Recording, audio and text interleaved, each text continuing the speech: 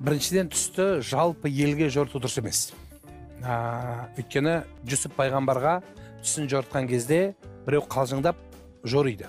Қалжыңдап айтады, сонда Жүсіп оны үлкен ажалға жорған. Сонда айтқан кезде кейін ол қалжыңдап қойдың дегенде сен айттың, мен жордым дейді. Солай болады ақырында. Сондықтан түспенен ойнауға болмайды. Түс бұл нақты адамның өмірін қамтиды.